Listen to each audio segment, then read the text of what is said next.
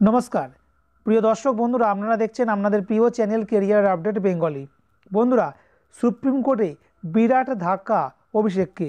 হ্যাঁ বন্ধুরা, ঘাড় ধাক্কা দিয়ে বাইরে বের করে দিল সুপ্রিম কোর্ট অভিষেককে। হ্যাঁ বন্ধুরা, আপনারা জানেন যে বিচারপতি অভিজিৎ গাঙ্গুলির বিরুদ্ধে সুপ্রিম কোর্টে মামলা করতে গিয়েছিলেন অভিষেক। তো অভিষেকের কোনো মামলা শুনলই না, উল্টে একেবারে ভর্ৎসনা করল সুপ্রিম কোর্টের বিচারপতিরা অভিষেককে। আপনি যে মামলা করেছেন এই মামলার কোনো যুক্তিসঙ্গত কোনো রকম কোনো কিছু নেই, এর কোনো যুক্তিই নেই। আপনি যা পারছেন তাই ইচ্ছা মামলা করে দিচ্ছেন, আপনার মামলা নেওয়া হবে না, এখান থেকে বেরিয়ে যান। এই মুহূর্তের সবচেয়ে বড় আপডেট। হ্যাঁ বন্ধুরা, এই মুহূর্তের সবচেয়ে ব্রেকিং নিউজ, অভিষেক বন্দ্যোপাধ্যায়ের আবেদন শুনল না সুপ্রিম কোর্ট। তো বন্ধুরা, ঠিক কী ঘটনা ঘটেছে আজকের এই ভিডিওটির মাধ্যমে সম্পূর্ণ আপডেট দিয়ে দেবো। তাই বন্ধুরা অবশ্যই সঙ্গে থাকুন এবং শেষ পর্যন্ত দেখতে থাকুন। অভিষেক বন্দ্যোপাধ্যায়ের আবেদন ফেরত পাঠালো সুপ্রিম কোর্ট। বিচারপতি অভিজিৎ গঙ্গোপাধ্যায়ের বিরুদ্ধে অভিষেক বন্দ্যোপাধ্যায় যে আবেদন করেছিলেন তা ফেরত পাঠিয়ে দিল সুপ্রিম কোর্ট। অভিষেকের আবেদনটি শুনানির তালিকায় আসবে না বলে জানিয়ে দিয়েছে শীর্ষ আদালতের অ্যাসিস্ট্যান্ট রেজিস্ট্রার। সুপ্রিম কোর্টের রেজিস্ট্রার পর্যবেক্ষণে জানিয়েছেন অভিষেকের আবেদনের কোনো যুক্তিসঙ্গত কারণ নেই। অভিষেকের আইনজীবী বলেন, নতুন করে আমার মক্কেলকে আবেদন করার কথা জানিয়েছে শীর্ষ আদালত, আমরা সেই অনুযায়ী নতুন করে আবেদন করার জন্য পদক্ষেপ করছি। শীর্ষ আদালতের নির্দেশে জানানো হয়েছে 2023 সালের 28 এপ্রিল সুপ্রিম কোর্টের নির্দেশ মেনে অভিষেকের মামলাগুলি কলকাতা হাইকোর্টের অন্য বিচারপতিকে দেওয়া হয়েছে। সে কারণেই অভিষেক এখন যে আর্জি নিয়ে এসেছে তার কোনোভাবেই গ্রহণযোগ্য নয়। একই সঙ্গে আদালত জানিয়েছে ওই আবেদন ভুল ধারণাবশত এবং ভুল জায়গায় দাখিল করা হয়েছে, এর কোনো যুক্তিই নেই। যা খুশি তাই মামলা করে দিলে চলবে না, এটা সুপ্রিম কোর্ট। এ প্রসঙ্গে অভিষেকের আইনজীবীর বক্তব্য, 18 জানুয়ারি বৃহস্পতিবার সুপ্রিম কোর্টের রেজিস্ট্রার এক নির্দেশে জানিয়েছেন অভিষেকের আবেদন ফেরত পাঠানো হয়েছে। তিনি বলেন, অভিষেকের অভিযোগ খতিয়ে দেখার সময় শীর্ষ আদালতের পর্যবেক্ষণ 2023 সালের ওই স্পেশাল লিভ পিটিশনের শুনানি ইতিমধ্যে চূড়ান্ত পর্যায়ে পৌঁছে গিয়েছে।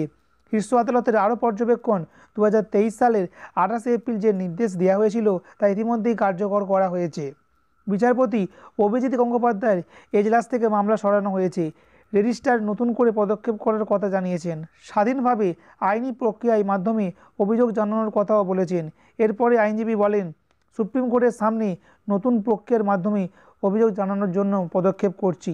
অর্থাৎ এর আগের বারে বিচারপতি অভিজিৎ গাঙ্গুলির বিরুদ্ধে সুপ্রিম কোর্টে গিয়েছিলেন অভিষেক বন্দ্যোপাধ্যায়, সেক্ষেত্রে 2023 সালের যে এপ্রিল মাসে একটা স্পেশাল লিভ পিটিশন দিয়েছিল সুপ্রিম কোর্ট এবং বিচারপতি গঙ্গোপাধ্যায়ের কাছ থেকে মামলাগুলো তুলে নিয়ে সেগুলো বিচারপতি অমৃতা সিনহার বেঞ্চে পাঠিয়ে দিয়েছিল কলকাতা হাইকোর্ট সুপ্রিম কোর্টের নির্দেশে। তো এবারে যে বলা যেতে পারে আবেদন নিয়ে অভিষেক বন্দ্যোপাধ্যায় গিয়েছে তার কোনো রকম সারবত্তা নেই বলেই জানিয়ে দিয়েছে সুপ্রিম কোর্ট। তাই কোনো ধরনের কথা শোনা হবে না বলে একেবারে সমস্ত কাগজপত্র ফেরত পাঠিয়ে দেওয়া হয়েছে।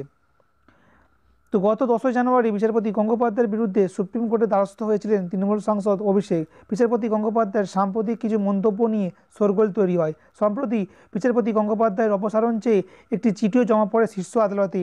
এর মধ্যেই হাইকোর্ট থেকে বেরোনোর সময় সংবাদ মাধ্যমের মুখোমুখি হয়ে অভিষেকের সম্পত্তির হিসাব ও তার উৎস জানতে চান বিচারপতি গঙ্গোপাধ্যায়। তা নিয়েও অনেক বিতর্ক হয়। একজন বিচারপতির প্রকাশ্যে এমন মন্তব্যের নিন্দা করেন শাসক দলের একাংশ। এই আবহে সুপ্রিম কোর্টের দ্বারস্থ হন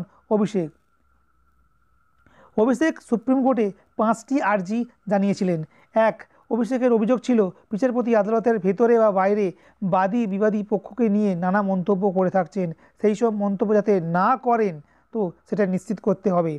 2 নম্বর, অভিষেক বন্দ্যোপাধ্যায় এটাও জানাচ্ছেন যে রাজনৈতিকভাবে প্রভাবিত হয়ে বিচারাধীন বিষয় নিয়ে সাক্ষাৎকার দিচ্ছেন বিচারপতি, যা বিচার ব্যবস্থার নীতি আদর্শের বিরুদ্ধাচরণ করছে। সাংসদের আর্জি, ওই বিচারপতির বিরুদ্ধে পদক্ষেপ করতে কলকাতা হাইকোর্টের প্রধান বিচারপতিকে নির্দেশ দিক সুপ্রিম কোর্ট। নাম্বার 3, অভিষেকের আর্জি, কলকাতা হাইকোর্টের প্রধান বিচারপতিকে একটি বিশেষ বেঞ্চ তৈরি করতে নির্দেশ দেওয়া হোক। বিচারপতি গঙ্গোপাধ্যায়ের বেঞ্চে যেসব মামলা রয়েছে তার বেঞ্চ থেকে যে মামলাগুলো সরে অন্য বেঞ্চে অর্থাৎ বিচারপতি অমৃতা সিংহের বেঞ্চে গিয়েছে সেই সমস্ত মামলার শুনানি ওই বিশেষ বেঞ্চেই হোক। অর্থাৎ এক কথায় অভিষেক চাইছে বা অভিষেক বন্দ্যোপাধ্যায় চাইছেন যে বিচারপতি গঙ্গোপাধ্যায় এবং বিচারপতি অমৃতা সিনহার বেঞ্চে তার বিরুদ্ধে যে কটি মামলা চলছে সব যেন তুলে নেওয়া হয় এবং অন্য কোনো বিচারপতির বেঞ্চে সেটা দিয়ে দেওয়া হয়। অভিষেক চাইছেন যে বিচারপতি গঙ্গোপাধ্যায় যাতে কোনো বিচারাধীন বিষয় নিয়ে প্রকাশ্যে মন্তব্য না করেন তা নিশ্চিত করতে হাইকোর্টের প্রধান বিচারপতিকে নির্দেশ দেওয়া হোক। নাম্বার 5, সমস্ত তথ্য প্রমাণের ভিত্তিতে এই পরিস্থিতিতে সুপ্রিম কোর্ট যা উচিত মনে করবে তেমনই নির্দেশ দেওয়া হোক বলে অভিষেক আর্জি জানিয়েছিলেন। তো অভিষেকের এই 5টা আর্জিরই কোনো রকম যুক্তিসঙ্গত কারণ নেই বা সারবত্তা নেই বলে সুপ্রিম কোর্ট মনে করেছে এবং সুপ্রিম কোর্ট তার কোনো আবেদন গ্রহণ করেনি। তো বন্ধুরা, সঙ্গে থাকুন এই ব্যাপারে আরও আপডেট সবার আগে পেয়ে যাবেন এই চ্যানেলের মাধ্যমে।